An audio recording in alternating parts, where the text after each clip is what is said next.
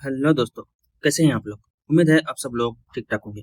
Guys, आज मैं एक टॉपिक के बारे में डिस्कस करने जा रहा हूँ जिसका नाम है रेस्पिरेटरी कफ। ओके, एक रेस्पिरेटरी कफ को कैसे हम मैनेज करते हैं और कफ किस तरह होता है, हम आज उसके बारे में क्या है एक पूरा उसका मैनेजमेंट देखेंगे।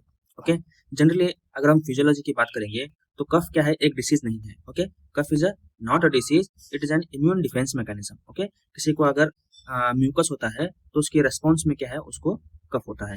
या किसी को अगर इरिटेंट है, डस्ट से है, फॉरेन पार्टिकल से है, तो वो अगर एयरवे में आके बैठ जाता है तो उसको एक्सपेल करने के लिए कफ नॉर्मली लगती है। Okay, design to rapidly clear the airway. Okay, airway clear होने के बाद ये होता है।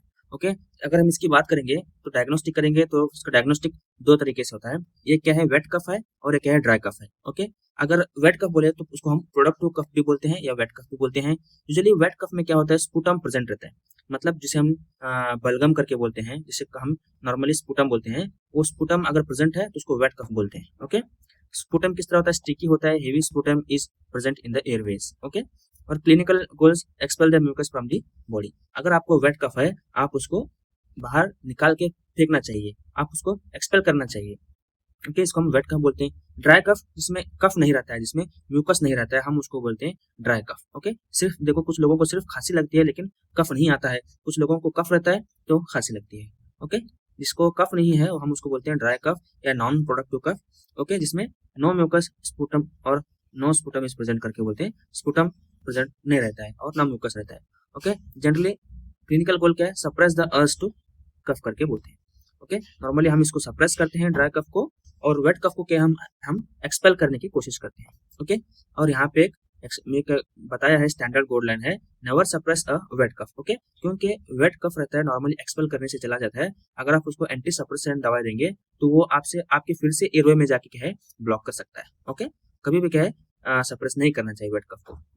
ओके, नेक्स्ट देखिए फार्माकोलॉजिकल इंटरवेंशंस है। यहाँ पे म्यूकोलाइटिक ब्रेक्स, मतलब आपको म्यूकस है, ब्रेकिंग मस्कुलर बॉन्ड। ओके, यहाँ पे म्यूकोलाइटिक्स बोल के दवाई आती है। Indication extremely thick sticky and stubborn sputum from heavy respiration infection. अगर इस जगह पे में स्पुटम प्रेजेंट है, अगर आपको म्यूकस अगर है तो उस टाइम पे क्या है, क्लिनिकल बेस्ट एग्जांपल जो है क्या है, असिस्टाइल सिस्टीन बोल के दवाई आती है, या हम जिसको बोलते हैं म्यूसिनैक्स 600। ओके, टैबलेट्स भी आती है, सिरप भी आती है। म्यूसिनैक्स 600 ये एग्जांपल है, ब्रांड नेम है। आप ये कंटेंट का आप अगर लेंगे तो आपका जो म्यूकस है वो क्या है, चला जाएगा। Okay, a very strong mucolytic used when standard syrup fails. अगर सिरप वगैरह सब फेल हो जाते हैं तो उस टाइम पे म्यूसिनैक 600 टैबलेट्स आती है, वहां पे आप वो ले सकते हैं। ओके, नेक्स्ट आता है expectorant push. Okay, moving liquid out. Okay, increase bronchial fluid volume करके बोलते हैं। अगर आपको क्या है, वेट कफ है, ओके, वे जनरली हम वेट कफ के बारे में बोल रहे हैं।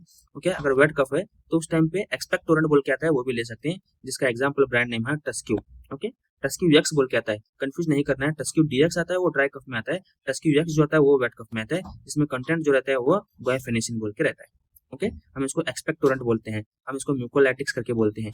ओके, म्यूकोलाइटिक्स मतलब म्यूकस को ब्रेक करता है।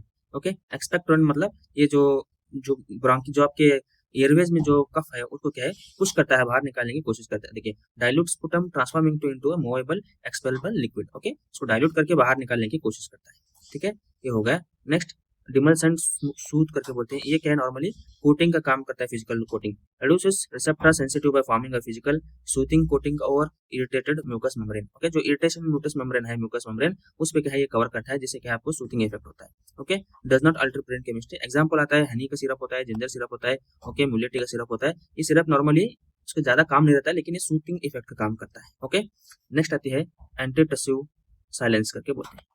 ये नॉर्मली एंटीटसिव जो होता है ये ड्राई कफ में देते हैं। Okay, excessive for dry syrup, जिसे हम नॉन प्रोडक्टिव कफ बोलते हैं, उस पे हम क्या है, ये एंटीटसिव सिरप देते हैं।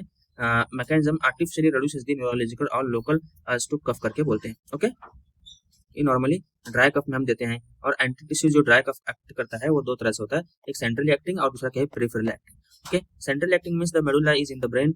Okay, high risk option coding होता है, लेकिन कोडिन जनरली बैन रहता है, सिर्फ अगर एमबीबीएस एमडी वाले प्रिस्क्राइब करे उस टाइम पे ले सकते हैं। ओटीसी पे देना क्या है, कंप्लीटली बैन है।